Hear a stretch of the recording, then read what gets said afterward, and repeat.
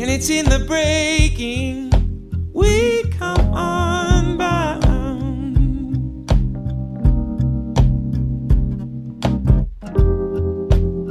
And it's in the giving we are found. Yeah, you could barely change. Welcome to A Medicinal Mind, Wisdom and Well-Being, a podcast dedicated to the telling of authentic stories and the sharing of insightful wisdom, exploring science and spirituality, medicine and Mother Nature. No topic is off limits when it comes to growing our personal understanding and supporting our collective well-being. With your host, Dr. Rob Abbott, a family medicine resident practicing spiritually focused and evolutionarily informed functional medicine, we hope to nourish your being so that you can flourish in whatever the moment has called for you to do. And I know you tried.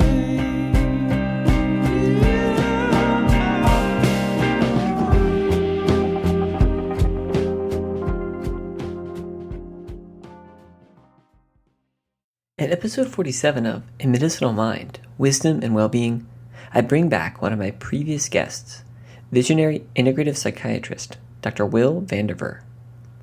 Back in episode 19 of the show, Will gave us a great glimpse into his foundational approach to medicine and integrative psychiatry. In this episode, we jump right where we left off into an explanation of Will's innovative research and clinical expertise utilizing psychedelics alongside psychotherapy to combat severe PTSD and treatment-resistant depression. Will leads us through an introduction offering insightful rationales for using psychedelics in support of psychotherapy. Applying our emerging understanding of brain connectivity and the activity of the default mode network, Will explains why this baseline, quote, mind-wandering state of thinking is perhaps one of the greatest reasons for cognitive distortions, leading to rumination, depression, obsessions, and general maladaptive thinking patterns. From this understanding of the importance of the default mode network to our resilience and cognitive flexibility, Will explains the role of meditation and psychedelics to alter the activity and perhaps break through the DFN.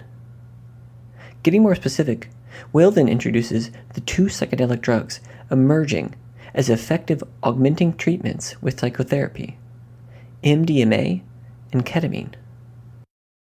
Will explains how his clinic and clinicians in general are using MDMA and integrative psychotherapy sessions to help individuals with severe PTSD break through debilitating states of fear and hypervigilance to discover self-compassion, forgiveness, and paths to healing.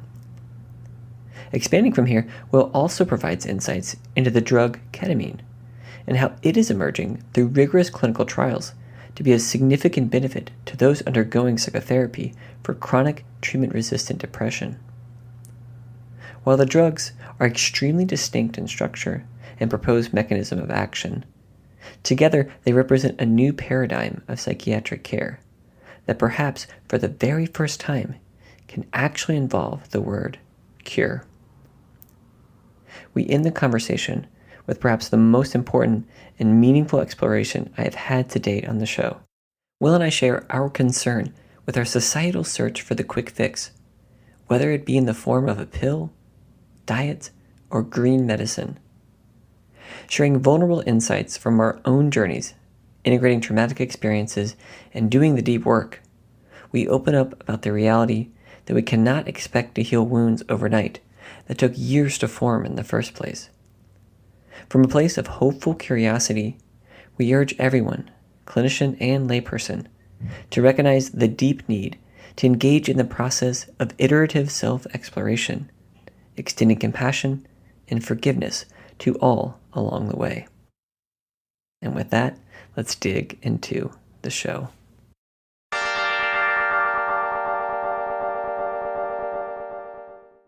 Well, Will, thank you for coming back to join me for another podcast, part 2 of this dive into integrative psychiatry. For people who haven't listened to the first episode, which I think is episode 18, we get into a really wonderful kind of overview and description of Will's approach to integrative psychiatry and some of the things that he's doing.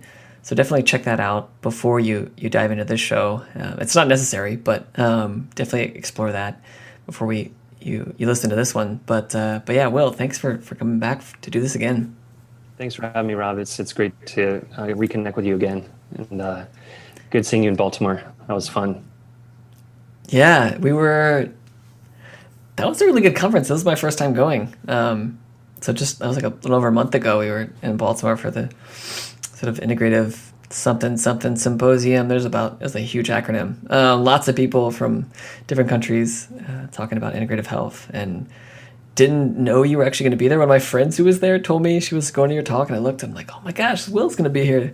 So it's kind of serendipitous, but yeah, really great to see you and meet you in person. So yeah, for sure. It was a pleasure to be there. There was one of the organizers of the conference came up to us after the talk and said, "Hey, everybody, all the young people at this conference came to your talk." Yeah. Oh, that's cool. That's what I want to hear. Yeah, that's definitely true. Sitting in the room, I think that was the broad strokes of the young folks. I mean, I wish there was still more. There was a good representation of my age group, but I still feel like there can always be more. That's just my bias.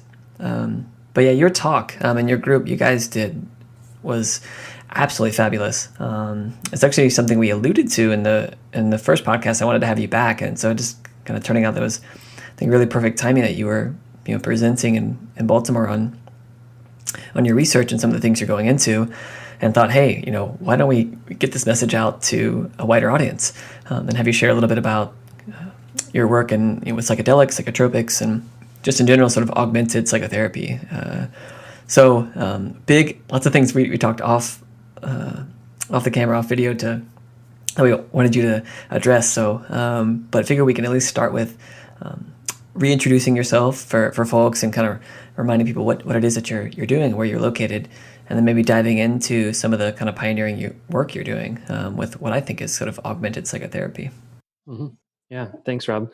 So I live and work in Boulder, Colorado, and I think you and I first connected around sort of like a bigger perspective on psychiatry and integrative. Kind of important to make that distinction nowadays, because there's this whole integrated medicine movement, the movement of having a mental health practitioner in the primary care clinic, which is, I think, also a really positive development. But to be distinguished from integrative psychiatry, which is the idea of not only treating the mind, body, and spirit of the person, but also looking for root causes of presentations of psychiatric symptoms. So one of the really important aspects of integrative psychiatry for me is trying to find out, so to speak, what's under the hood, or why the dashboard light is on in your car. So the metaphor we like to use, and I think you and I first met right after the Future of Psychiatry talk that Janet Settle and I gave for James Maskell's group last year, is basically like the symptom of depression, or the symptom of anxiety, or the symptom of insomnia or mood swings, is not the disease itself. It's a sign that there's something wrong with the human organism or the physiology of the person. So there could be any number of root causes for those. You could call them phenotypes or expressions of imbalances. And the way I like to teach it is there are 5 major inputs into the human physiology: the environment, the way we relate to our physical body, relationships, spirituality, and nutrition. So those 5 things kind of comprise the different funnels that feed into our physiology, and then the inputs from those 5 places filter in through our developmental history, our adverse childhood event status, our attachment style. Insecure attachment is hugely important in imbalances in human physiology, and then that gets all filtered down through the physiologic pathways and mechanisms that that we know and love from functional medicine, like detoxification pathways, HPA axis pathways, occult infection pathways, inflammation pathways, methylation status, hormone imbalances, and then as the inputs filter down through those physiologic pathways, then we end up having expressions that we call symptoms. And in conventional psychiatry, we call those symptoms diseases. We have checklists, 5 out of 9 of this, and you have depression, 3 out of 4 of this, you have this. And we don't account for the fact that there are treatable root causes underlying a lot of these quote unquote diseases that are really just clusters of symptoms that overlap greatly, from one syndrome to another. So my work has been really informed by my experience with patients, coming out of my residency in 2002 with CBT and medication and a little bit of psychodynamic psychotherapy training and some EMDR training. I really found pretty quickly that a lot of people were left very symptomatic in my practice. And so I tried to listen to people. I had one patient who, I don't remember if I shared this vignette in the last podcast, episode that I was on here with you, but a guy who came in, he was terrible anxiety, could barely function. He couldn't get out of the house. He wanted to be a businessman, but he just really couldn't travel. He couldn't do much. And I gave him the usual treatments for a year. He was hardly any better at all. And then he left my practice, and I ran into him incidentally out in town in Boulder. And he was generous enough to share with me that he had gone and gotten tested for celiac disease. And when he stopped eating gluten, all of his symptoms went away. And then he went off the medications I'd prescribed him, and he still had no anxiety. And then he went on to start a business, get married, his new wife was pregnant. Everything was like unfolding in a good way in his life. And he said, it was really helpful, the cognitive therapy, to, kind of address negative thinking, but, everything else really wasn't on the mark of what I needed. And it was very humbling. And it kind of put me on a path of, geez, I need to really open my mind and educate myself and learn about these root causes of symptoms that I didn't even know about. So a series of humbling encounters like that really opened my mind to the role of all these different physiologic systems and all of the different ways that environmental inputs can have massive impacts on our physiology and on our experience of life. So from there, I went through the process of getting certified in integrative medicine and transformed my psychiatry practice into a much more kind of broader scope of practice, and did that for a number of years until I got involved in clinical research with MAPS studying MDMA facilitated psychotherapy for PTSD. And let's stop right there, because that was a little bit of acronym soup, and I know what you're talking about, but perhaps people listening are like, he just started speaking a different language. So you got started with a clinical research organization using a drug, a substance, to help people with a psychiatric condition. But why don't you at least explain to us a little bit about what each of those things in the acronym soup, what it means? Okay, so yeah, thanks for slowing me down there. So first of all, MDMA is a compound that went on Schedule 1 with the DEA in 1985. And there's a street drug called ecstasy that theoretically has some MDMA in it. Now, the kids nowadays call it Molly and not MDMA or not ecstasy or X or whatever, I don't know what the lingo is, but the point is that this compound MDMA was being used in the 1970s and the first half of the 1980s by psychotherapists and physicians, some of whom are friends of mine who, when I was in training as a resident, would talk about when they used to be able to use MDMA to treat couples or to treat people with trauma and getting amazing results. in 1985, the DEA scheduled MDMA on Schedule 1, which made it illegal to possess, to distribute, to deal with it all, to have any contact with. And when a drug goes on Schedule 1, and Michael Pollan has talked about this really well recently in his book, How to Open Your Mind, the doors of research slam shut because it becomes really difficult to get a license to conduct research on that substance when it's on Schedule 1. So MDMA didn't really get studied until the early 2000s, after basically a 15-year gap after it was put on Schedule 1. And then in the early 2000s, clinical trials started to happen with MDMA, looking at post-traumatic stress disorder, which is the acronym I used before, PTSD, post-traumatic stress. And the organization that's been conducting the most research on using MDMA to treat PTSD, MDMA with psychotherapy to treat PTSD, is the Multidisciplinary Association for Psychedelic Studies. And that acronym is MAPS, M-A-P-S.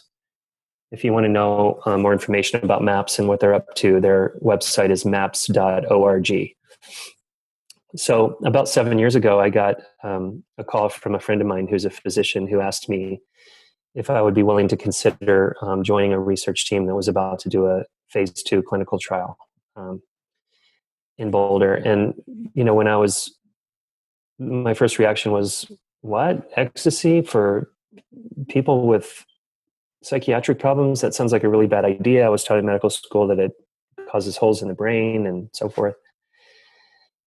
And so then I decided to just go read the paper from the first trial. It was published in 2011. And they reported 83% resolution of PTSD at the 12-month follow-up. And I was just blown away because, I'd been treating PTSD for a number of years at that point, and to be able to get people well in just a few months, over 80%. I mean, it was a small study. It was only like 20 people, but I was really impressed. So I decided to go confront my assumptions about MDMA and the risks. And, I found out that a lot of the things that I learned in medical school were just not true about. And it's not to say that MDMA doesn't have risks, but the risks of taking MDMA at kind of a relatively low dose on 3 occasions in a medical setting is a completely different set of risk factors versus, taking a random illegal pill at a club in a hot, sweaty environment where it's easy to get dehydrated and get hyperthermia and, put yourself at risk of serious medical complications. So once I got involved in that, and I worked as a psychotherapist in that clinical trial, and I was also the study physician, and I got to see the transformation that our subjects underwent over a period of months. And some of those people who participated in that clinical trial were people that I had treated personally in my private practice before their enrollment in the study. It just blew me away. It had me really rethinking what I was doing with people in psychiatry. It didn't have me question the integrative psychiatry part, the gut-brain connection and the inflammation connection and the importance of balancing hormones and looking at attachment history and doing really effective trauma work with people. But it had me really questioning long-term psychotherapy without the additional support or benefit of these mind-altering supports to accelerate the psychotherapy process. Yeah. No, it's rather profound to see. It's amazing. You sort of had these 2 sentinel events in your life. One, sort of that realization, as you share with your patient, to sort of first open that door of, okay, drugs and CBT aren't really doing it. And wow, something as, simple as nutrition and combining that, with some psychotherapy techniques, but expanding your view as to what really is underlying someone's sort of symptoms, as you put, which is a great description. I mean, I think we've sort of created labels and classifications for, as you said, symptoms, depression, anxiety. These things are not disease states. We aren't really looking deep enough.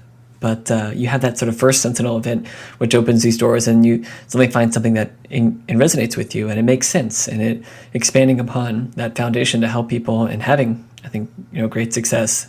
And then here's the second sentinel event of seeing firsthand people that you knew, patients, taking a drug, quote, that I think we are taught, and I agree with you. I think our medical education has a lot of stigma around certain drugs and IV drug abuse. I know that's like hashtag IV drugs for insert some medical condition that we learn about, and that's sort of the stigma and ethical dilemma around it. But any type of drug abuse, if something is a Schedule I drug, will create some form of judgment.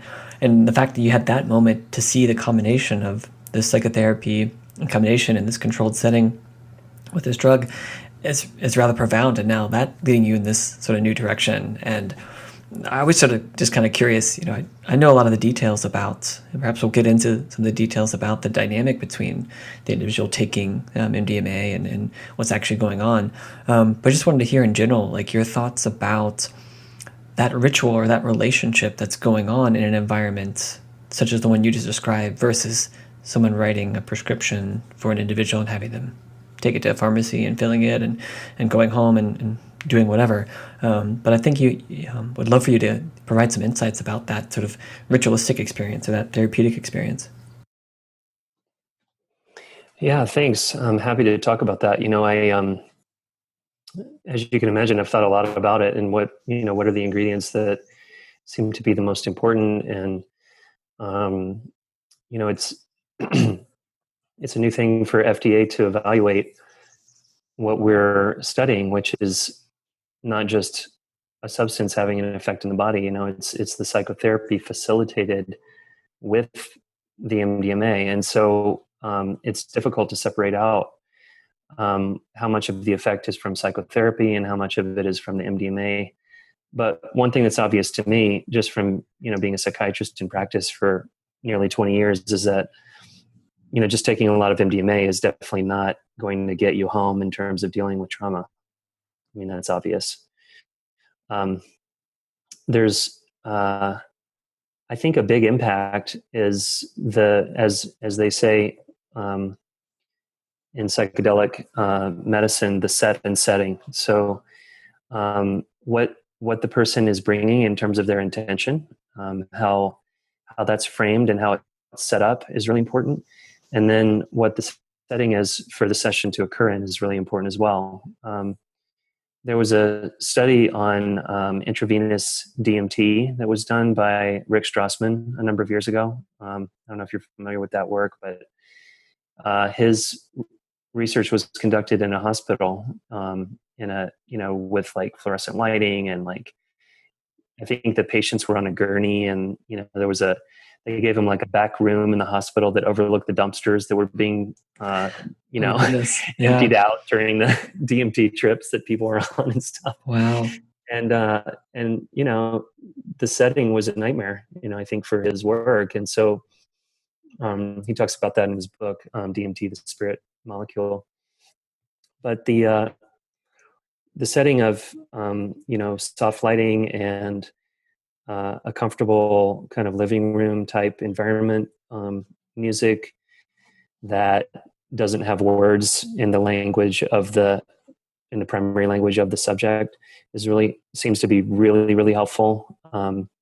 Using eye shades to have people turn their attention inward, and headphones to really immerse themselves in the internal music landscape seems to be really, really helpful. And so we encourage our subjects to take full advantage of all of those possibilities. And some people are more comfortable than others with, for example, with post-traumatic stress, the fear of harm or the fear of or the hypervigilance in general can be so intense that it's difficult for people to surrender vision as a way of protecting themselves. So, it's different for someone without PTSD to wear eye shades in a session. But anyway, my point is that all of these variables, I think, synergistically, additively create the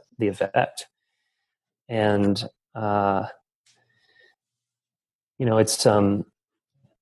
it's a different kind of feeling to be a psychiatrist and a psychotherapist, in that what I'm hearing you say when you use a ritual, it kind of feels like you're pointing toward shamanism, or you're pointing toward kind of a healing ceremony in a certain kind of way, right? Yeah.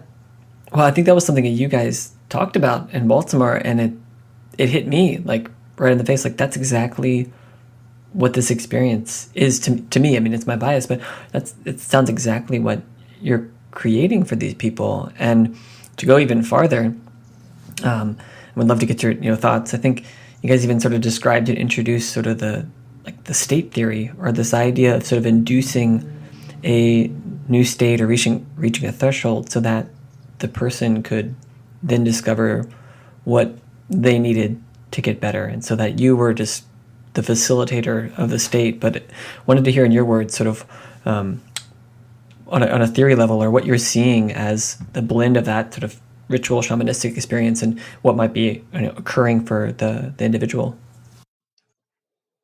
Well, I think we're getting closer to a kind of neurophysiologic model for these mystical experiences that people are having that are so transformative. We talked about the default mode network a lot in our talk in Baltimore. We're referring to this. The default mode network is if your listeners are not familiar, it's a network of about 20 different brain areas that fire synchronously in ordinary consciousness. It's called the default mode network because it's most active when we're just kind of freewheeling, daydreaming, not doing a focused task at hand. So it's actually a state that requires more energy, more brain energy than being in a flow state. And I think that's one of the reasons why you see a lot of brain hacking people, trying to figure out how to get into flow and stay in flow, because flow actually feels better because it requires less energy. It's very interesting. So, so the default mode network is an important way of looking at the way these psychedelic psychotherapy sessions really work, because when the group at the Imperial College led by Robin Carhart Harris has put people who are on psychedelics in a functional MRI machine and looked at what happens to the default mode network, and then asks them to report subjectively what they're experiencing. When the person on the psychedelic reports feeling like a blurring of boundaries, or a loss of the separateness that we feel in ordinary waking life, like I'm me, you're you, you're over there, I'm over here. We have a sense of separate selves in a certain kind of way. You know what I mean? Yeah. That sense of separateness dissolves as the default mode network disorganizes temporarily on a psychedelic drug. So the default mode network is hyperactive in certain psychiatric conditions, and it's kind of hypoactive in other psychiatric conditions. So in the kinds of bread and butter psychiatry presentations that we see a lot of major depressive disorder and OCD, for example, the default mode network is hyperactive. So it's really difficult to support a patient in ordinary consciousness to get outside of their kind of the castle of their ego, or their sense of self is overdeveloped. So it's almost like being locked in a castle. Like you can't get outside of yourself. You can't get outside of your point of view very easily.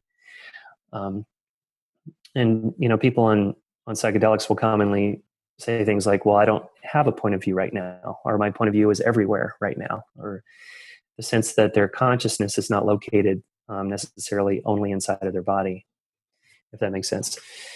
So getting outside of one's mind, or getting outside of one's story, or the density of our narrative of who we are, is incredibly therapeutic. It's very useful because I can't remember who, I think it was a clinician at some point or other, described depression as a loss of perspective. I don't know if you remember. I can't remember who that was who said that. But basically, just getting lost in the forest and not being able to see the 30,000 foot perspective. That you've wandered into one of the neighborhoods, particularly crappy neighborhood in your mind, and you can't get out, and you think that that's the only neighborhood there is in your mind at that point.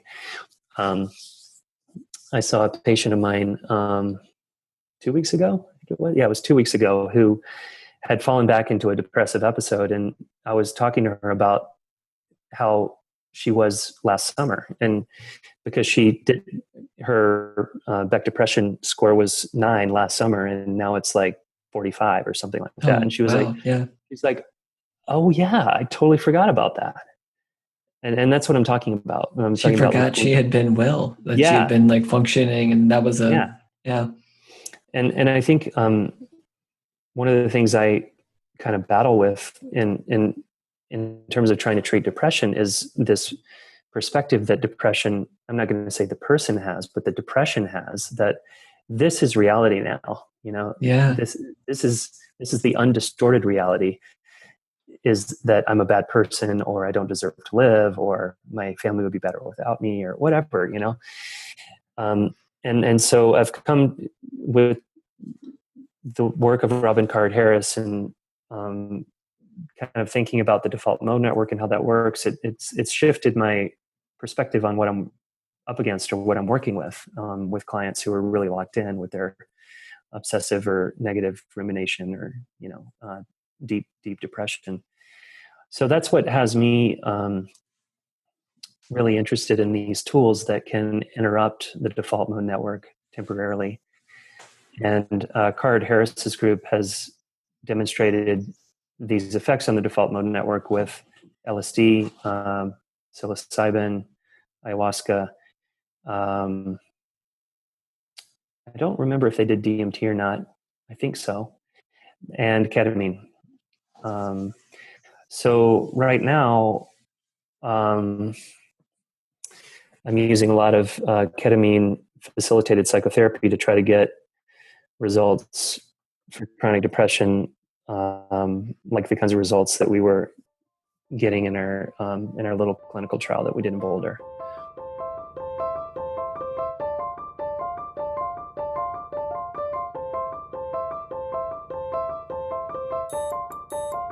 While not part of today's conversation specifically, the story behind Will and I's initial connection is rather surreal. Having stumbled across Will's work and presentation on integrative psychiatry as part of the Evolution of Medicine's Functional Forum in February of 2017, I was eager to connect, at least electronically, with this innovative clinician. One thing led to another, and my email never made it past go. But literally, as I pondered again, once more, to finally sit down and send him a message, in popped a message from none other than Will himself, thanking me for my then new ebook, The Ultimate Integrative and Functional Medicine Education Resource. Why, I believe most beautifully in the power of free will. Our bond is certainly a testament to the faithful notion that some things are just meant to be.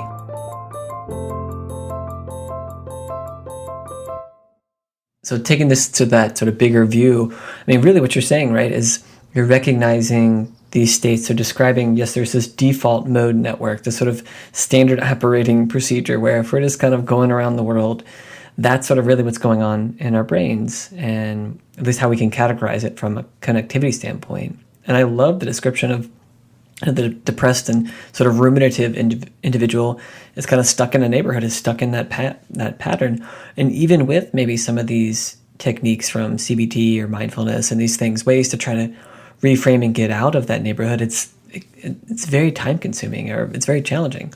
And I mean, just that pure example, like you said, with your patient, like just last summer, she was completely well, yet she was so locked in that she had even forgotten that she could get better, that she had been better.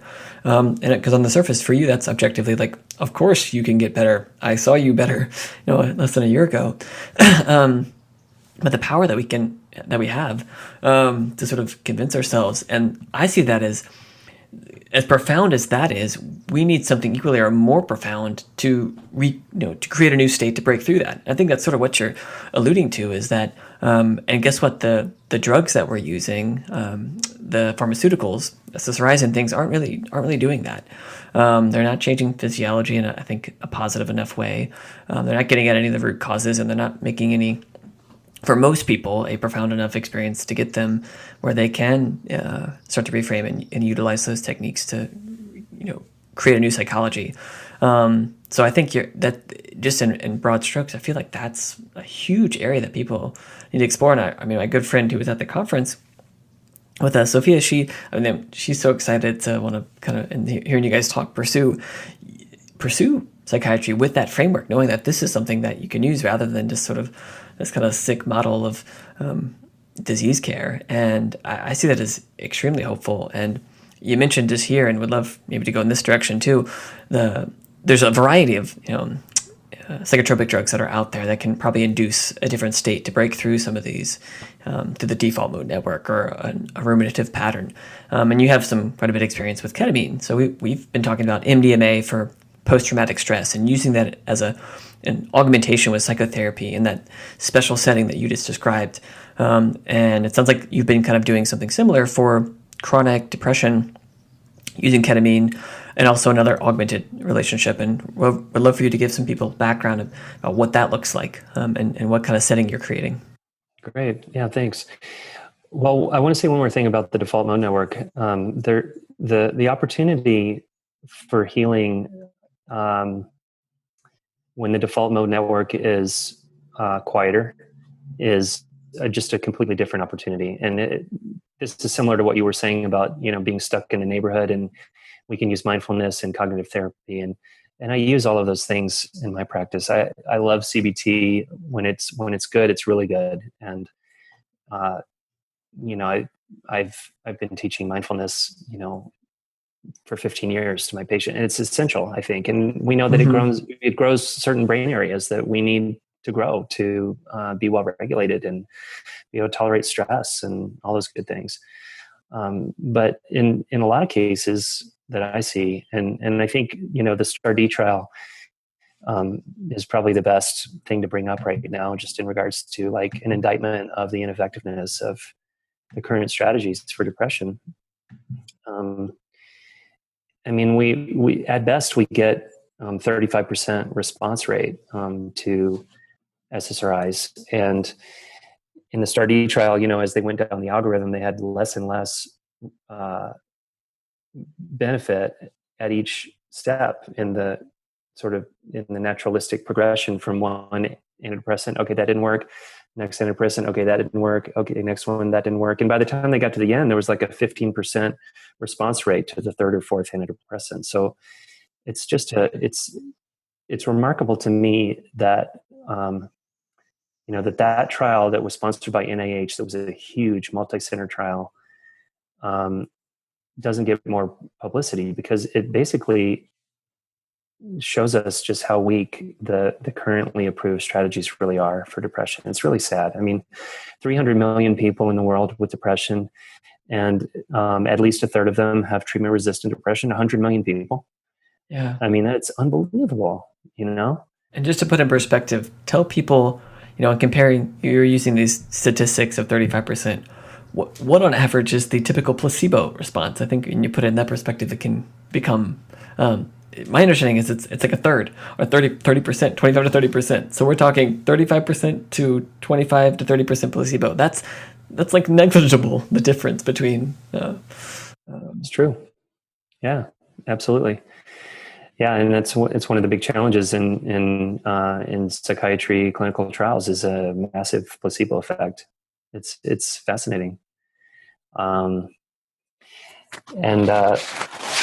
so what I wanted to go into about the opportunity that arises when someone's default mode network weakens is that it's like a window opens up where you can actually perceive yourself from a different perspective. In the case with MDMA and PTSD, the common experience that I saw people having was a sense of self-forgiveness or self-compassion. And because a lot of what keeps the PTSD symptoms in place and has people suffering for decades is this really intense sense of shame and self-blame for what happened. It's a classic, blaming yourself for, blaming the victim, blaming yourself for what the assault was or the abuse was or the whatever thing happened, and so, or the survivor guilt of the veteran, whose buddy was blown up on the battlefield. And so the shift in perspective is like, oh wait, I actually didn't have an opportunity to save that person, or, oh wait, I was a kid when my uncle abused me and I actually didn't have, my body wasn't big enough to actually defend myself, right? Or whatever the reason is, or the difference in the perspective shifts this the shame piece, and then the person can start to get out of that neighborhood a lot faster. So there's something in the chemistry of, and we don't really understand completely the mechanisms of these kind of altered frames of reference that people get into. And it's not really fair to, talk about ketamine and MDMA in the same sentence, even because they have such different chemistry in the brain. We can talk about that if you want to, but I just want to say that when the default mode network is down, to me, it's a little bit like if you live in a castle with 20-foot walls and the walls come down to like 1 foot, and you can step over the wall and you can look back at the rooms in the castle and you can be like, oh wow, look how the castle's laid out. I wonder why I did it that way, I wonder what would happen if I put the bedroom over here. Or I wonder what would happen if I, had a different statement about myself or sense of my value or my worth, So it opens things up, and it opens things up in a way that seems to be, just as a clinician, appears to be faster and more effective than slogging it out, month after month after month and year after year after year in, difficult circumstances, where people are, suffering and killing themselves and trying to make it and trying to work and, be a parent and having these symptoms. It's like, whoa, I don't know how people do it. It's really, really unbelievable. So yeah, I feel really inspired to support research and to try to make things more available that are more effective, and to reduce the numbers of treatment-resistant folks that are out there that are dealing with these things for decades.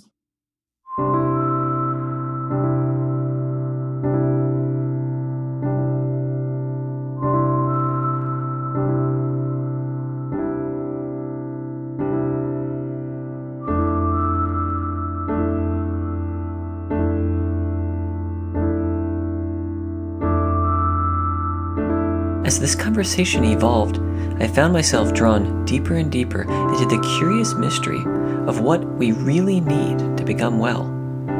Being left wordless on more than one occasion, I was blown away by Will's courageous vulnerability and willingness to continually question and intuitively explore modalities of healing that can ultimately lead us ever closer to that state of restored wholeness.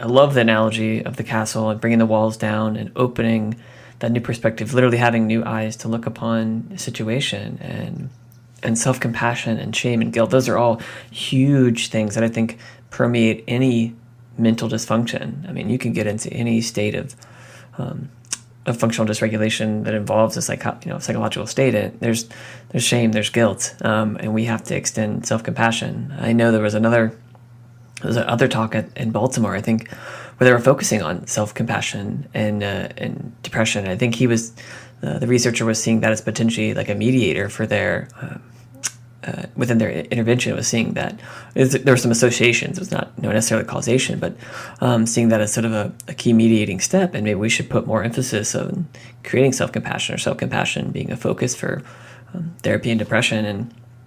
And so that makes perfect sense to me. And I love, before we get into it too, how you laid out that, we're using this terms and maybe categorizing these mind-altering drugs under one umbrella, ketamine and MDMA being, two examples. But as you just said, what's happening in the brain and how they're used and what's going on, and you'll fill us in on this, is rather distinct and different. So I hope people see, we're talking about these sort of in one setting, but they're quite different. So just having that as our lens as we enter this.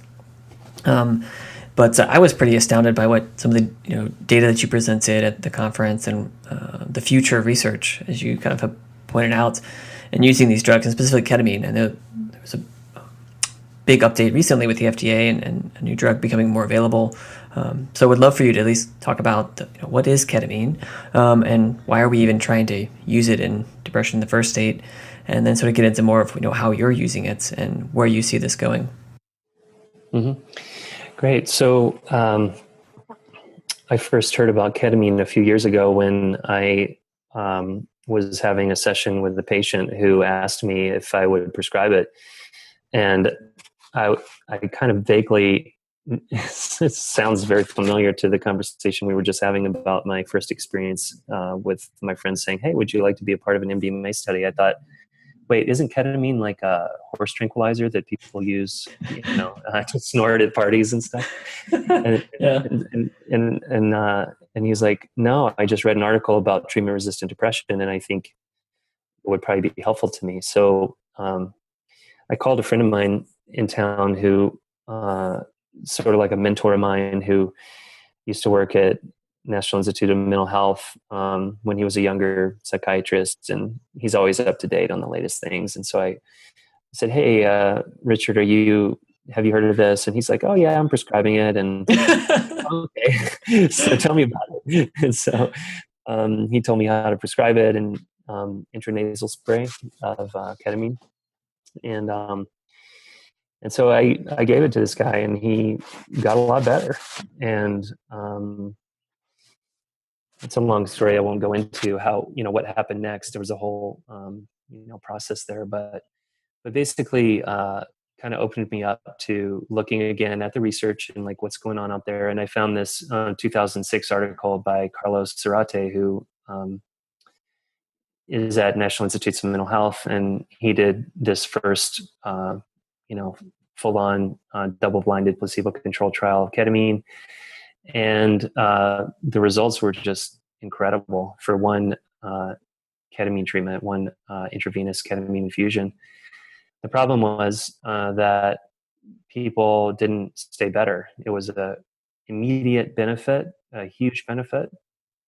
And then within a week, at least half of the people had relapsed back to as depressed as they were before. So from 2006 forward, there's been this really interesting kind of search for how to make ketamine benefits last. And so when I got into thinking about prescribing ketamine myself, beyond the nasal spray, and looking at, am I going to give IV ketamine, or or am I going to give intramuscular ketamine? I started looking into the literature, and I found out that there are people who've been using ketamine to facilitate psychotherapy for a number of years, like going back into the 90s. You see small case reports and case series, and a little here and a little there. So it turned out not to be as new as I thought it was. That's weird. My phone is serious talking to me. That's weird. That's okay. Even sitting on the table. It's not even near me. Ghost. Yeah, exactly. So, so I was thinking about ketamine and why it didn't last in the NIMH study. I noticed that they didn't use psychotherapy as an adjunct to the ketamine, or that they weren't using the model that we were using in our clinical research of PTSD. Mm-hmm. They were basically just giving the chemical, and then people were better for a few hours or a few days, and then they were back where they were again. So it seemed obvious to me to look at combining psychotherapy with ketamine. And then as I got deeper into the literature, I found, like I said, these case series and case reports and stuff of people actually doing it that way. So about a little over a year ago, I got trained in ketamine psychotherapy and started offering it in my clinic in May or June of last year. And we've treated maybe about 50 or 60 people.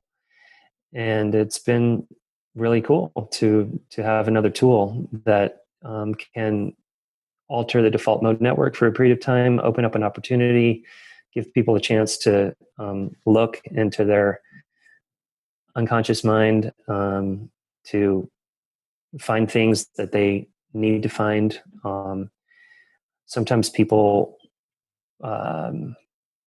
get in there and find reasons for their chronic depression. That's been amazing to support people that way. I do want to say that the ketamine work and as well as the MDMA psychotherapy, there's quite a bit of integration work that needs to happen to have people stay well after the initial gains that they get pretty quickly sometimes.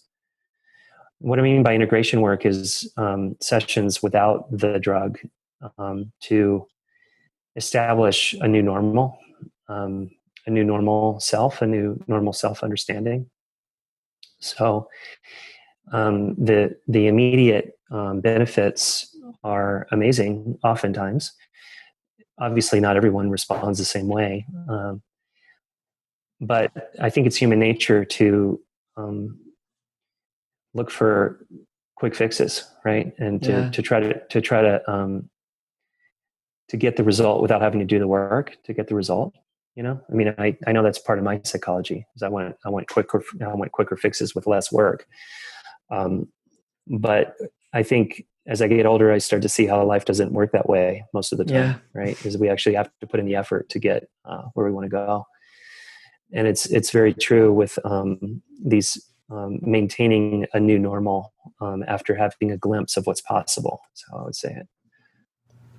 Yeah, I think that's a wonderful description. I think in this, integrative health space and more holistic space, it's really easy to hear people sort of, refer to, and it's important, yes, like the nutrition, all those things, the environment, to address those foundations. But to simply think that, your depression's caused by you eating refined foods. And yes, that's like contributing, but guess what? Like that quick fix, or, relatively quick fix is not going to solve the incredibly complicated social dynamic and thought patterns that have been entrained in behaviors, lots of other behaviors that you're doing. And I think sometimes we get too enamored with the, as you sort of alluded to, the inflammatory model of depression, and it's all related to all these things. And it's not to say we shouldn't be focusing on those aspects that are disturbing physiology, but there is a lot of work that has to be done. And that's where I see, as you talked about too, these tools of mindfulness and meditation and a constant sort of like a spiritual practice, and our integration with new relationships. I mean, that's the deep work that has to be done during and after those sessions, and to sort of, say that's just kind of a little important, or a single part of it is really, I think, missing the boat. That's really, to me, where that's the boat going down the river, and all the other things that we're piling on are helpful and we need in the boat, but really that's not the boat. And I loved your diagram when you were explaining your therapy and talking about the focus of those integration sessions, and bringing in, because if you have a fairly profound experience and you just let someone walk out, then you don't really know what necessarily is gonna happen. It could be something dramatic in a negative way. And so it's just, I feel like as a whole in this space, in this integrated space, I think we need to sort of honor more just that, really what we're driving and what we're doing for an individual. I mean, I know my fiance all the time, like she's pursuing psychoanalytic training and sees that as like in the process of working with people, 4 or 5 days a week for months at a time, and knowing what you're trying to do to tackle that castle, or to uncover those things, and what's happening. They recognize that it's, what you're trying to uncover and break down can't just be done overnight, and to think it can go away from a simple pill or eliminating one food group is just kind of naive. So I'm glad that you are acknowledging that and giving people that reference of really what we're doing here is not just every week coming in and getting your tune-up of ketamine to keep it working. Like that's not what you're doing. Right, for sure. And a couple things that came up in response to what you just said. One is the connection also, I just want to say, between mindfulness and the default mode network, that long-term meditators have weaker default mode network firing at rest. So that's really interesting. If you think about it, it's the opposite of the obsessive depressed or obsessive compulsive disorder scenario, right? That the sense of self is more fluid and less rigid. And so there's a way that psychedelic drugs, we're talking about ketamine right now, but ketamine is not technically categorized as a traditional psychedelic because it doesn't affect the serotonin 5-HT2A receptor, which is what the neurophysiology of classical psychedelics is, whether it's LSD or ayahuasca or psilocybin, for example. But we can talk about brain chemistry later. But my point is that ketamine, when it softens the default mode network for 45 minutes in my clinic, I think is that softening or that opening of the default mode network is bringing someone who has a really serious disorder in their mind, a really serious kind of incarceration in their castle that we were talking about, out into the open, to a place where someone who is really deeply steeped in mindfulness meditation gets to live, right? So that's why I think it's really important, this conversation about not getting a quick fix, because the person who gets to live out in the fresh air of the beautiful pasture with the wildflowers and the fresh breeze coming through, who's not locked up in a musty castle of the self, is someone who's committed 10,000 hours to meditation, right? I mean, it's something that it's like it's a workout for your brain. Yeah. And but to have a glimpse that that's possible is extremely valuable, because then, like you were saying earlier, how important it is to have hope and to have the ability to even consider that you could get there, right? You could get to that place. So it's in the way that we describe what is going to happen in ketamine psychotherapy is really important, because on the one hand, we want people to get to have a glimpse of that possibility. But on the other hand, we also don't want to set them up for the disappointment of having the door slam and go back into the castle and be stuck in there again, right? So yeah, I agree with you. I think the way that we talk about health and what it takes to maintain health is it's important. And I think, I mean, I don't want to go too big on the scope of our conversation here, but I think it's a cultural problem, that we have that would create a situation where we have 30 million people taking antidepressants in this country. Yeah. Is the mentality. And I'm just as much, embedded in the American culture as you are, anybody else is listening to this podcast, but it's a culture of, the quick fix, like give me the pill. Okay, well, the Prozac didn't work. Okay. Well, give me the ketamine, maybe I'll do that a few times and that'll get me there. Well, no, it doesn't give you a glimpse of what's possible. And then we have to do the hard work, and the work can be done. Yeah. So ketamine, I think is a really helpful tool in my practice. I like having a tool that, one other application for it is it has an immediate effect on suicidal thinking for most of the people that I've given it to. So in situations where I might be a little bit on the edge of, do I need to, have this person hospitalized or not, giving them a ketamine treatment can kind of bolt the wheels back on the car a little bit so we can keep going with outpatient treatment. And I don't know if anybody is from the insurance industry is out there listening to this podcast.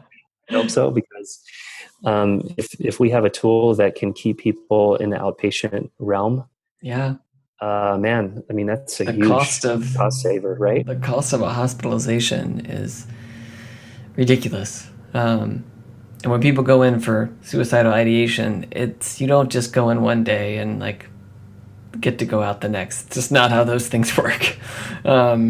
So yeah, no, the implications for this medicine and how it's being used is profound. And I hope, once again, I'm totally willing to go there. People listening, we need a huge cultural shift, and to get away from the quick fix, whether it's green medicine or a drug, we need to realize that these things don't just happen overnight. I know from my own journey, it's amazing you were describing, when I was incredibly depressed and, passively suicidal in med school. And the thing that got me out was initially it's what hope is, what you just said, knowing I could get better. I had no idea what it looked like. I hadn't seen a glimpse of it, but I at least knew I could. And whatever we need to induce that state to instill hope or to avoid hopelessness, and then start the deeper work, the therapy. That's where things happen. That's where every day doing my yoga, doing my meditation, and each little incremental thing made minimal difference. But you build that up with a state of hope over multiple years. Can guarantee you I've changed the connectivity in my brain. Am I thinking about, what am I going to do to my default mode network when I meditate? No. But it's amazing to start to see the neuropsychologic correlates as we do this research, and sort of kind of giving more reason and evidence behind why we should be doing these things. But yeah, we as a culture need to change our perspective on just our life journeys and our relationships, and recognizing there's just no such thing as a quick fix, whether it's green or not green. And that's going to take time, and it's going to hurt. That's just the reality of it. Pain and pleasure go hand in hand. But yeah, we don't have to go too far off into the weeds, but I'm glad that you at least acknowledge it. And I think we really need to push things in that direction to really sort of help people, to kind of facilitate doing that deeper work. I know we're sort of coming up on about an hour, and wanted to get maybe one or two final questions in for you. One just tied in with ketamine, maybe a quick one for people who might be interested in the geeky brain nerds, or you've talked about ketamine. You said it wasn't really doing the same thing as some of these psilocybin. They might be wondering, well, what is it doing in the brain? What receptors or what things is it acting on? to cause its effect. So that's certainly one thing I wanted to get. And the kind of bigger question was, as we sort of bring this back to sort of this present reflective moment, what are the future considerations for research, or where are we potentially headed with these therapies? Because some people might be listening like, well, this sounds great, but I mean, it sounds like my psychiatrist or person in my town is doing these things, or I haven't really, maybe I've heard about this, but it still seems really far-fetched. But maybe giving some perspective on what is being done and how we practically kind of moving this forward. Yeah, so the actual mechanism of ketamine is under, I would say, ongoing evaluation. We know some things about it, but we haven't got a definitive okay, this is it kind of knowledge. And that's true for pretty much every pharmaceutical in psychiatry. We have theories. We have a theory that SSRIs work by preventing the reuptake of serotonin in the synapse.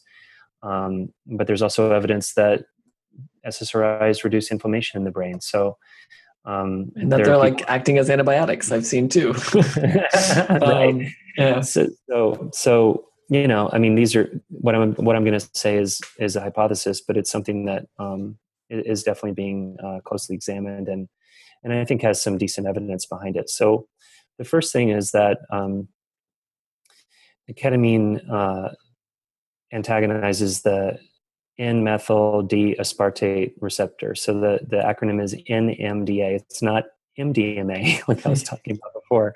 It's NMDA.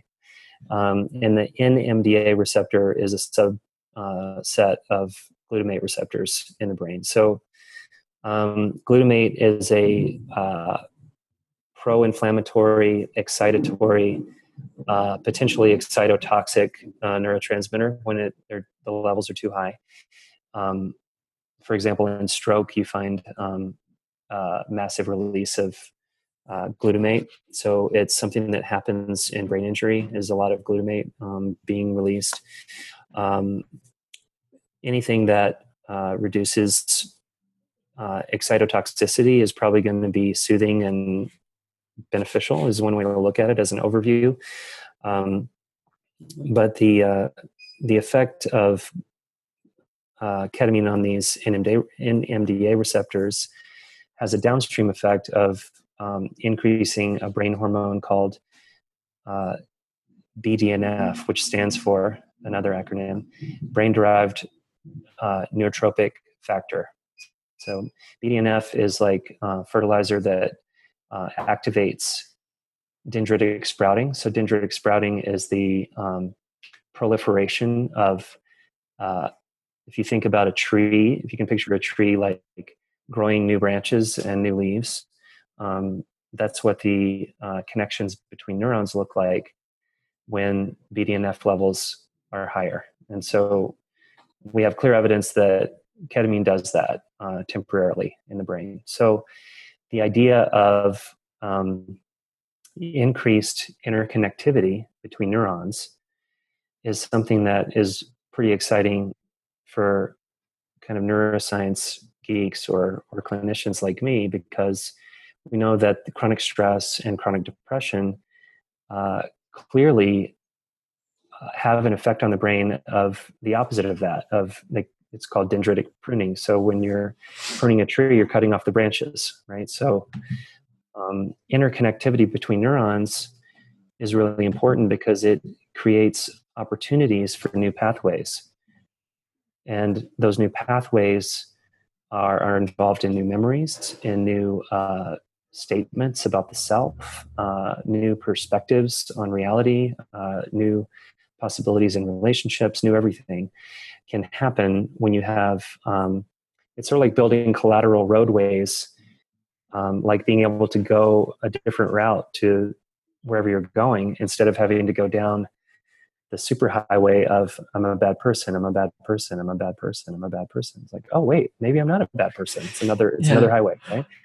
So, so we have the effect on brain-derived neurotrophic factor. We have the blocking of these glutamate receptors. And then the third thing that I'm really curious if it's actually going to grow into a bigger body of research is a new effect of ketamine that was recently, I think the paper came out last year, I think, maybe it was earlier this year. And this is from rodent research, okay, so take it with a grain of salt, but there's a structure in the rat brain that is called the lateral habenula, and ketamine seems to have a huge effect on gene transcription. I'm going to say this slowly because it's kind of like really nerdy what I'm about to say. That gene transcription in astrocytes in the lateral habenula is upregulated for a particular gene. It's called the KIR1 gene, KIR1 gene, that has a huge effect on the production of anti-inflammatory signaling in that part of the brain. So I'll just zoom out to a 30,000 foot. I was just like in the microscope. So yeah. And basically say that what I'm trying to say is that it appears that ketamine, in addition to its effect directly on neurons and on the increase in brain-derived neurotrophic factor, also has a direct immune system inflammatory downregulatory effect in key brain structures associated with depression. So astrocytes in the lateral habenula wrap around neurons. Yeah. So what they're doing in terms of creating either a pro-inflammatory or anti-inflammatory milieu is basically they're creating the environment that the neuron functions in.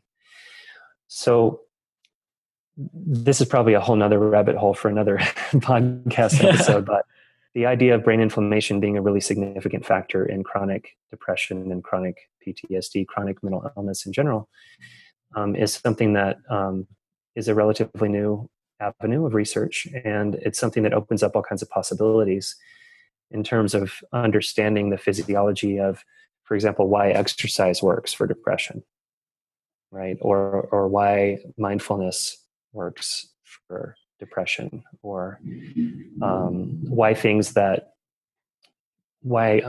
the Indian spice curcumin, turmeric, works for depression. There's head-to-head. I'm referring to a head-to-head trial that was done a while back of SSRI versus curcumin for depression, and showed that the curcumin worked as well as the SSRI, and they both separated from placebo. So anti-inflammatory approaches to treating problems with the brain. It seems like all of the future research direction that I'm looking at, or that I'm seeing in the world of psychiatry, is aiming in the direction away from the old kind of neurotransmitter imbalance hypothesis that's never been supported by neuroscience at all, and looking more in the direction of, okay, what's really going on with inflammation? What's going on with the immune system? What's going on with inflammatory cytokines? Why is the person inflamed in the first place, right? Are they inflamed because people who have adverse childhood experiences are chronically inflamed? Okay, yeah. Okay, this person has 4 aces on their ACE score. Oh, yeah, they definitely are. And then what about chronic inflammation from eating the sad diet, right? That's another. So you put enough, like you were talking about in your own journey, like adding together the yoga and the meditation and you could add like the improved diet and maybe the psychotherapy or the relationship with your fiance that downregulates your hyperarousal in your system, right? Or whatever these different factors are. Same thing flipped when you're talking about inflammation, right? If you peel the cigarette smoking off the table, okay, that downregulated inflammation to some degree. Oh, but they also are eating a lot of Roundup. Okay, take that off. Okay, that helped a little bit. Okay, well, let's get rid of the sugar in their diet. Okay, that helped a lot. Okay, what else can we do? Exercise. Okay, that'll downregulate. So sometimes it takes multifactorial interventions to get enough of a virtuous cycle going to get symptoms enough under control that you have now a new stable new normal. Yeah, it's once again beautiful descriptions and imagery. I'm a very visual person, and I love the idea of focusing on that milieu. It's a great term for what is the neuron bathing in, and we can't isolate this conversation to any single entity. I mean, that sort of reductionist perspective never works in medicine, as you describe, multifactorial nature of our therapies. But recognizing the neuron is bathing in this milieu of different chemicals and compounds that are really regulated by lots of different molecules, the glial cells, the astrocytes being one of the main ones. And so how can we change that environment that we're playing, that the neuron is sort of playing in? I mean, I tell that to people all the time, like, don't be so guilty and shameful about eating, the Girl Scout cookies. I mean, they're in the house. If we get them out of the house, it's gonna be a lot more successful. So let's improve the environment, and things will make it easier. And so that's what we're trying to do. Is all these therapies are trying to improve the environment that then makes the deeper work, possible and more meaningful, right? It's how can we improve, and that's where those, the glimpse or whatever is. Do we have enough to improve that, inflammatory environment around the neurons that then, when we do these things that are promoting better connectivity and new connectivity, and down-regulating perhaps old connectivity or parts of the default network. It's this beautiful picture. And to me, like I said from the beginning, it's hopeful to see that. And I think our research efforts, as you said, need to be going into understanding that milieu and the factors that go into it. And what are some of the things that we can do from a lifestyle perspective to affect that? Are there drugs that can affect that? Are there herbs or supplements that can affect that? And then what are the most efficacious approaches to engage with an individual to build up the connectivity in a positive manner once we change that? And I'll say it again, that doesn't happen overnight. Even if you can change the conditions of that neuron overnight, that whole process doesn't happen. Just flip on a switch and things get better. And so, it's profound. I hope we can continue to further its description and infiltrate that in and get rid of the neurotransmitter hypothesis. It's not that it's like, yes, there's neurotransmitters involved in communication, and that's an aspect of it once again. But if we can sort of put that to rest, as in science, as things die, let's put that to rest and put our efforts towards something that is a lot more, I think, supported by the evidence and has more promise. The sooner we do that, the better, in my opinion. But so I'm sure you probably have a couple quick thoughts there, and want to at least give you this last sort of few minutes to share any final reflections from that statement, or anything that we've talked about today that you think people would benefit from.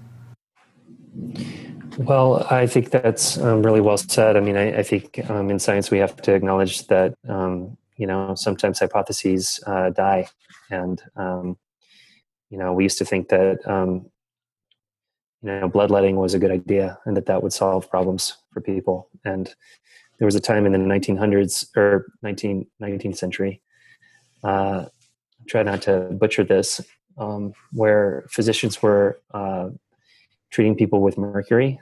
Yeah. Does that ring a bell?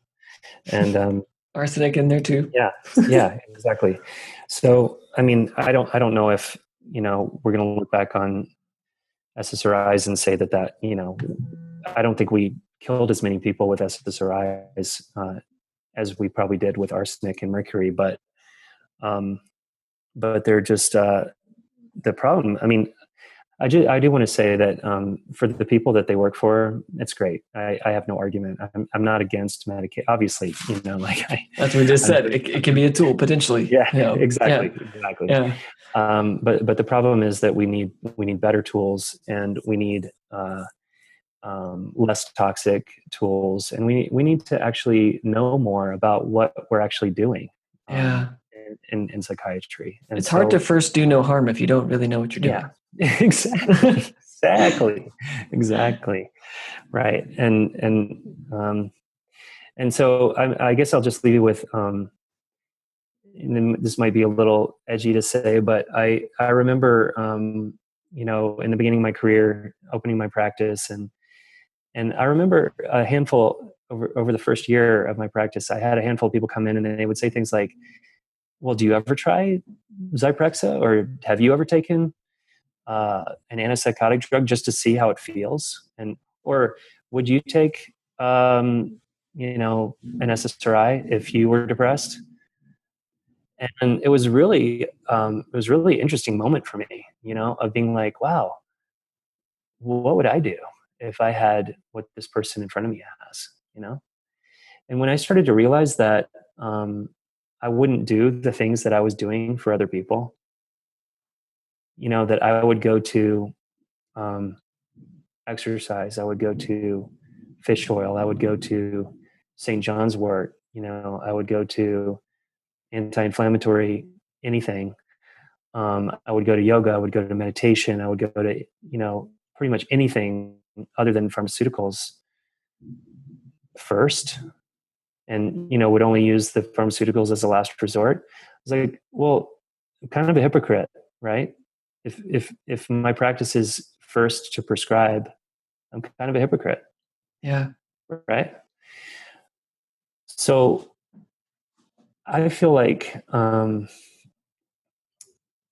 psychiatry, there are a lot of people who are really who are practicing psychiatry who feel the way I did 15 years ago when I started to realize that it wasn't okay with me to practice a different way from the kind of treatment that I would want.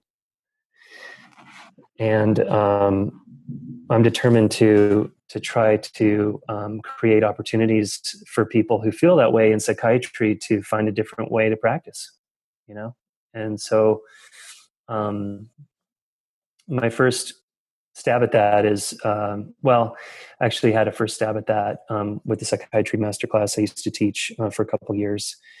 But I'm organizing a conference in October in Boulder. I'll send you the information so your listeners can can look it up if they're interested in it. But it's the first conference for a new institute we created called the Integrative Psychiatry Institute that is aimed at, number one, believing that all people can achieve wellness. So not giving up on people, not just medicating people, not just numbing them out, with pharmaceuticals only, but being committed to finding the root causes and treating them. And then the second mission is to really care for the health of the practitioner. Because I've noticed in my own life that my capacity to heal people is directly correlated with my own well-being. Yeah. I mean, that's obvious, right? It seems obvious, yet we somehow ignore it. Yeah. I mean, it's sort of, I think it's kind of trained out of us in medical school and residency. Like, to survive, we have to disavow our needs, and we do it. And I mean, we learn a lot, and we get to have a lot of cases under our belts by the time we finish. And so, but I needed to acknowledge my own trauma and get healing from my own trauma to begin to actually perceive that I was limited in my capacity to meet people and to reach people and to get in there with people. And in particular, and this was interesting in the training that the Multidisciplinary Association for Psychedelic Studies does for people who are going to be involved in research with MDMA is they have a FDA-approved training study to run people like me through as a subject. So I was able to receive MDMA psychotherapy in my training to become an MDMA psychotherapist. Yeah. And it's kind of amazing that I had that experience 5 years ago, and I'm still integrating what was shown to me, like the material that came up in that one session with MDMA. So, wow. It's really humbling when you start as a practitioner, and this is just sort of like a call out to all the practitioners out there to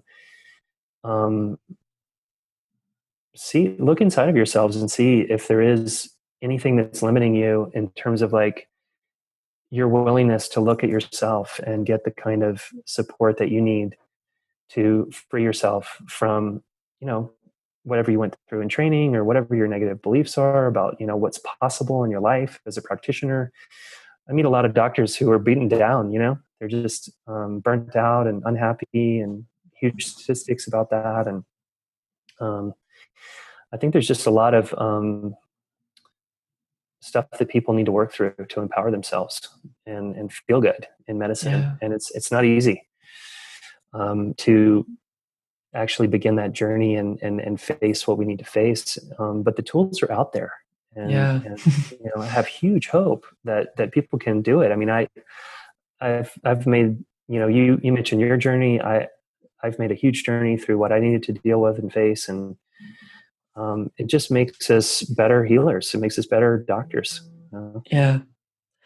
Well, what you just said hit me so hard in a very good way. Our capacity, people have there's the sort of cliche, take care of yourself first, put on the, the oxygen mask first before you put it on someone else. But yes, having gone through this and still being so young in my training, my capacity to help someone is directly related to what I'm doing in my self-care and how I'm taking care of myself.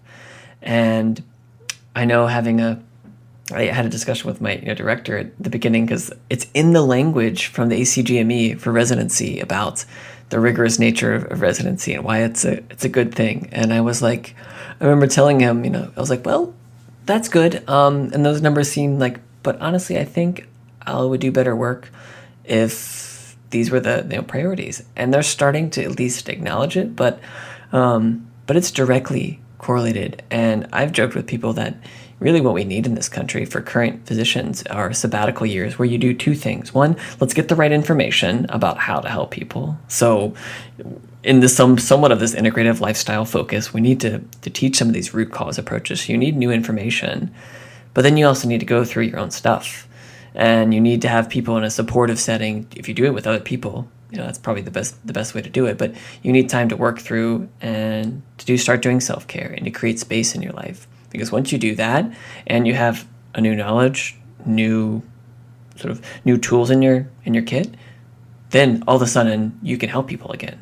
If you just pick one of those, it'll work a little bit, but it won't solve everything. I see plenty of people who take time off and go find their passion, and they not burn out anymore, but they're still doing sort of traditional medicine, and those tools are just limited. Or you get people who get a whole new set of skills, and they're maybe doing functional medicine, but they still haven't done that journey enough for themselves, and they're still kind of burned out and don't have all the answers. And so neither of those is a full fix. You need both those components. So, and maybe anyone listening who wants to, and things are sort of out, I know things that exist like that, but anyone who's out there who wants to make a lot of money, develop a program that integrates those two things, and you're going to actually make meaningful change. That's just my opinion, but that's that's what you said right there.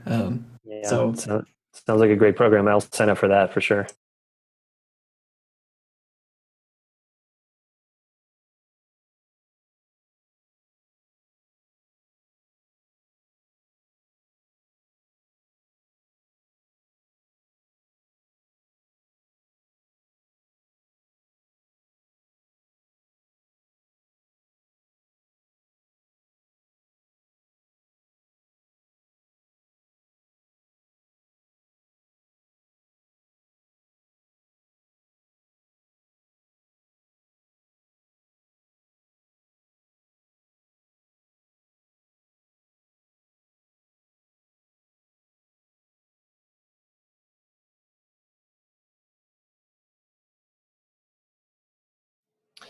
Well, you can definitely find me on my website, which is ketaminetherapyboulder.com.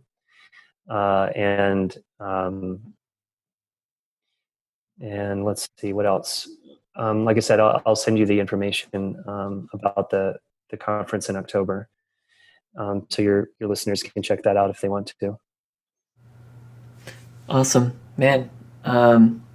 Well, thanks again. Well, this has been an absolute pleasure. Thanks for spending some time with me, and we're going to do it a lot sooner again, I think, than we did the first time around. So thanks again.